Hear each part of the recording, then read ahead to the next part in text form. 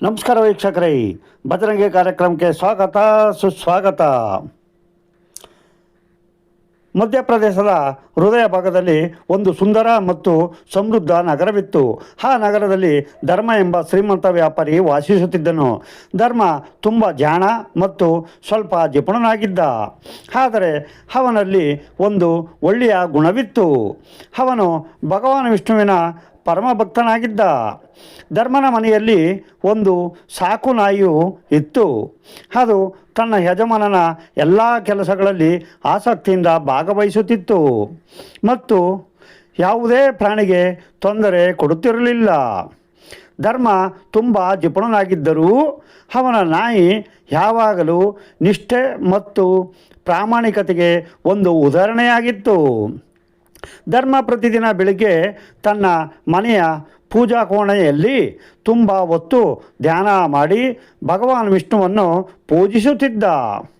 ಅವನ ಭಕ್ತಿ ಮತ್ತು ನಂಬಿಕೆ ಎಷ್ಟು ಬಲವಾಗಿತ್ತು ಎಂದರೆ, ಒಂದು ದಿನ ಭಗವಾನ್ ವಿಷ್ಣುವು ಅವನ ಭಕ್ತಿಗೆ ಪ್ರಸನ್ನನಾಗಿ ಅವನ ಮುಂದೆ ಪ್ರತ್ಯಕ್ಷರಾದರು. ಇದ್ದಕ್ಕಿದ್ದಂತೆ ಕೋಣೆ ಪ್ರಕಾಶವಾಗಿ ಬೆಳಗಿತು. ಧರ್ಮ ಕಣ್ಣು ತೆರೆದಾಗ ಮುಂದೆ 4 ಕೈಗಳನ್ನು ಹೊಂದಿರುವ ನೀಲಿ ಬಣ್ಣದ ಭಗವಾನ್ ವಿಷ್ಣುವು ನಿಂತಿದ್ದನ್ನು ಕಂಡನು. ಅವರ ಕೈಗಳಲ್ಲಿ ಶಂಖ ಮತ್ತು ಚಕ್ರಗಳು ಶೋಭಿಸುತ್ತಿದ್ದವು ಮತ್ತು ಮುಖದ ಮೇಲೆ ಮಧುರವಾದ ನಗು ಇತ್ತು. ಈ ದಿವ್ಯ ದೃಷ್ಟಿ ನೋಡಿ ವ್ಯಾಪಾರಿ ಧರ್ಮನು ಆಶ್ಚರ್ಯಚಕಿತನಾದ ಮತ್ತು ತಕ್ಷಣವೇ ಶ್ರದ್ಧೆಯಿಂದ ಸಾಷ್ಟಾಂಗ ನಮಸ್ಕಾರ ಮಾಡಿ ವಿಷ್ಣುವಿನ ಪಾದಗಳಿಗೆ ಬಿದ್ದನು.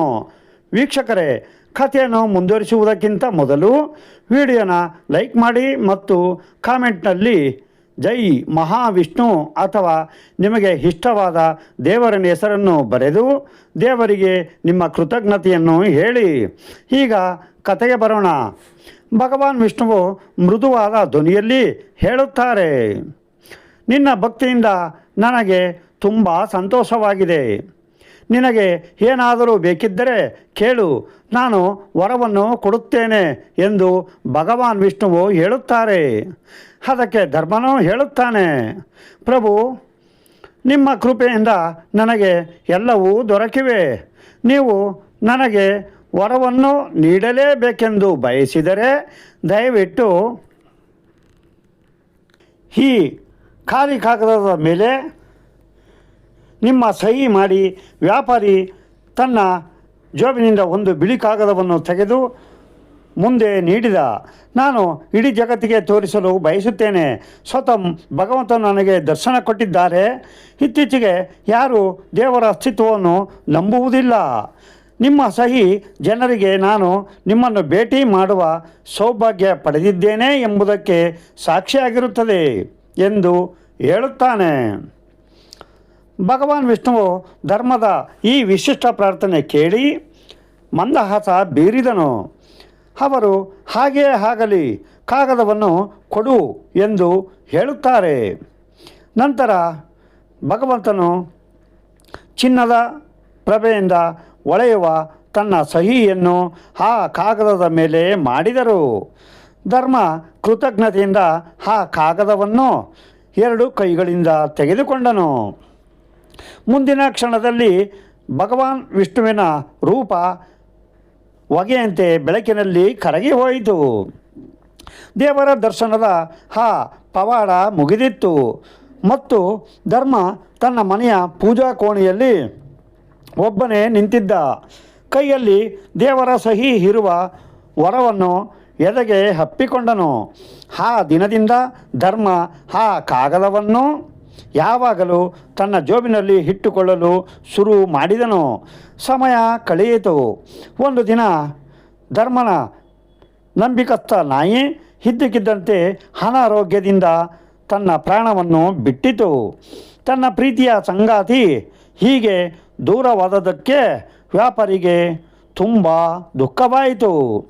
ಅವನು ಕಣ್ಣೀರು ತುಂಬಿದ ಕಣ್ಣುಗಳಿಂದ ತನ್ನ ಸಾಕುಪ್ರಾಣಿ ಅಂತ್ಯಕ್ರಿಯೆಗಳನ್ನು ವಿಧಿಯ ಪ್ರಕಾರ ಮಾಡಿದ. ಧರ್ಮನಿಗೆ ಆ ನಾಯಿ ಕೇವಲ ಒಂದು ಪ್ರಾಣಿಯಾಗಿರಲಿಲ್ಲ, ಅವನ ಕುಟುಂಬದ ಸದಸ್ಯನಂತೆ ಇತ್ತು. ನಾಯಿಯ ಮರಣದ ನಂತರ ಅದರ ಆತ್ಮ ರಹಸ್ಯಮಯ ಮಾರ್ಗಗಳ ಮೂಲಕ ಯಮಲೋಕವನ್ನು ತಲುಪಿತು. ಅದಕ್ಕೆ ಪ್ರಜ್ಞೆ ಬಂದಾಗ ಅದು ತನ್ನನ್ನು ಒಂದು ದೊಡ್ಡ ಮತ್ತು ಭವ್ಯವಾದ ಸ್ತಂಭ ಕೋಣೆಯಲ್ಲಿ ನಿಂತಿದ್ದನ್ನು ಕಂಡಿತು. ಇದು ಯಮಲೋಕದ ನ್ಯಾಯಸಭೆಯಾಗಿತ್ತು. ಮುಂದೆ ಎತ್ತರದ ಸಿಂಹಾಸನದ ಮೇಲೆ ಯಮಧರ್ಮರಾಜರು ಕುಳಿತಿದ್ದರು. ಪಕ್ಕದಲ್ಲಿ ಚಿತ್ರಗುಪ್ತ ನಿಂತು ಆತ್ಮಗಳ ಒಳ್ಳೆಯ ಮತ್ತು ಕೆಟ್ಟ ಕಾರ್ಯಗಳ ಲೆಕ್ಕವನ್ನು ಓದುತ್ತಿದ್ದ. ಆ ನಾಯಿ ಧರ್ಮನನ್ನು ಜೀವಂತವಾಗಿ ಇಲ್ಲಿಗೆ ಕರೆದುಕೊಂಡು ಬನ್ನಿ, ಅವನು ನಮ್ಮ ಮುಂದೆ ಹೇಗೆ ಬುದ್ಧಿವಂತಿಕೆ ತೋರಿಸುತ್ತಾನೆ ಎಂದು ನಾನು ನೋಡುತ್ತೇನೆ. ನಾನು ಹೇಳಿದ್ದು ಸುಳ್ಳು ಎಂದು ಸಾಬೀತಾದರೆ ಅದು ನರಕದಲ್ಲಿ ಕಠಿಣ ಶಿಕ್ಷೆಯನ್ನು ಅನುಭವಿಸಬೇಕಾಗುತ್ತದೆ ಎಂದು ಹೇಳಿದರು. ಯಮರಾಜನ ಆದೇಶವನ್ನು ಪಡೆದ ಇಬ್ಬರು ಬಲಿಷ್ಠ ಯಮದೂತರು ಮಹಾರಾಜರ ಆದೇಶ ಎಂದು ಹೇಳಿ ಯಾರಿಗೂ ಕಾಣದಂತೆ ಭೂಮಿಗೆ ಹೋದರು. ನಾಯಿ ಇದೆಲ್ಲವನ್ನು ಕೇಳಿ ತನ್ನ ಮನಸ್ಸಿನಲ್ಲಿ ಸಂತೋಷದಿಂದ ಯಮರಾಜನಿಗೆ ನಮಸ್ಕರಿಸಿತು. ತನ್ನ ಯಜಮಾನನಾದ ಒಬ್ಬ ಜೀವಂತ ಮನುಷ್ಯನು ಯಮಲೋಕಕ್ಕೆ ಬಂದಾಗ ಖಂಡಿತವಾಗಿಯೂ ಯಾವುದಾದರೂ ಬದಲಾವಣೆ ಮಾಡುತ್ತಾನೆ ಎಂದು ಅದಕ್ಕೆ ಸಂಪೂರ್ಣ ನಂಬಿಕೆ ಇತ್ತು. ಆ ರಾತ್ರಿ ಭೂಮಿಯ ಮೇಲೆ ಚಂದ್ರನ ಬೆಳಕು ಮಂದವಾಗಿ ಹರಡಿತ್ತು. ಧರ್ಮ ವ್ಯಾಪಾರಿ ಇಡೀ ದಿನ ಕೆಲಸ ಮಾಡಿ ತನ್ನ ಹಾಸಿಗೆಯಲ್ಲಿ ಆಳವಾದ ನಿದ್ರೆಯಲ್ಲಿದ್ದ. ಇದ್ದಕ್ಕಿದ್ದಂತೆ ಕೋಣೆಯಲ್ಲಿ ಎರಡು ನೆರಳಿನ ಆಕೃತಿಗಳು ಕಾಣಿಸಿಕೊಂಡವು. ಇವರು ಯಮಲೋಕದ ದೂತರು. ಅವರು ಮಲಗಿದ್ದ ವ್ಯಾಪಾರಿಯನ್ನು ಹಾಸಿಗೆಯ ಜೊತೆಗೆ ಎತ್ತಿಕೊಂಡು ಸದ್ದಿಲ್ಲದೆ ಆಕಾಶದಲ್ಲಿ ಹಾರಿದರು. ತಾನು ಯಾವಾಗ ನಿದ್ರೆಯಲ್ಲಿ ಯಮಲೋಕ ಪ್ರಯಾಣಕ್ಕೆ ಹೊರಟಿದ್ದೆ ಎಂದು ವ್ಯಾಪಾರಿಗೆ ಗೊತ್ತಾಗಲೇ ಇಲ್ಲ. ಸ್ವಲ್ಪ ದೂರ ನಿಗೂಢ ಕತ್ತಲೆಯಲ್ಲಿ ಹಾರಿದ ಮೇಲೆ ತಂಪಾದ ಗಾಳಿಯ ಹೊಡೆತದಿಂದ ಧರ್ಮನಿಗೆ ಎಚ್ಚರವಾಯಿತು. ಅವನು ತನ್ನನ್ನು ಆಕಾಶದಲ್ಲಿ ಹಾರುತ್ತಿರುವುದನ್ನು ನೋಡಿ ಭಯದಿಂದ ಕೂಗಿದನು, ನೀವು ಯಾರು? ನನ್ನನ್ನು ಎಲ್ಲಿಗೆ ಕರೆದುಕೊಂಡು ಹೋಗುತ್ತಿದ್ದೀರಿ? ಅದಕ್ಕೆ ಒಬ್ಬ ಯಮದೂತ ಹೇಳುತ್ತಾನೆ, ಮನುಷ್ಯ ಸುಮ್ಮನೆ ಇರು, ನಾವು ಯಜಮಾನರ ದೂತರು ಮತ್ತು ಅವರ ಆದೇಶದ ಮೇಲೆ ನಿನ್ನನ್ನು ಕರೆದುಕೊಂಡು ಹೋಗುತ್ತಿದ್ದೇವೆ. ನಿನ್ನ ನಾಯಿ ಒಬ್ಬ ಜೀವಂತ ಮನುಷ್ಯ ಇಲ್ಲಿಗೆ ಬಂದು ಯಮರಾಜನನ್ನು ಸೋಲಿಸಬಹುದು ಎಂದು ಹೇಳಿದೆ. ಆ ಮಾತು ನಿಜವೋ ಅಥವಾ ಸುಳ್ಳೋ ಎಂದು ನೋಡಲು ಯಮರಾಜರು ನಿನ್ನನ್ನು ಜೀವಂತವಾಗಿ ಇಲ್ಲಿಗೆ ಕರೆಸಿದ್ದಾರೆ ಎಂದು ಹೇಳುತ್ತಾನೆ. ಇದನ್ನು ಕೇಳಿದ ವ್ಯಾಪಾರಿ ತನ್ನ ಗಾಬರಿಯನ್ನು ನಿಯಂತ್ರಿಸಿಕೊಂಡು ಇಡೀ ಪರಿಸ್ಥಿತಿಯನ್ನು ಅರ್ಥ ಮಾಡಿಕೊಂಡನು.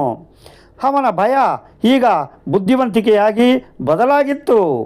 ಅವನು ತನ್ನ ಮನಸ್ಸಿನಲ್ಲಿ, ಹೌದು, ನನ್ನ ನಂಬಿಗಸ್ತ ನಾಯಿ ನನ್ನ ಬಗ್ಗೆ ಹೀಗೆ ಹೇಳಿದೆ, ಈಗ ನಾನು ನನ್ನನ್ನು ಸಾಬೀತುಪಡಿಸಬೇಕು ಎಂದುಕೊಂಡನು.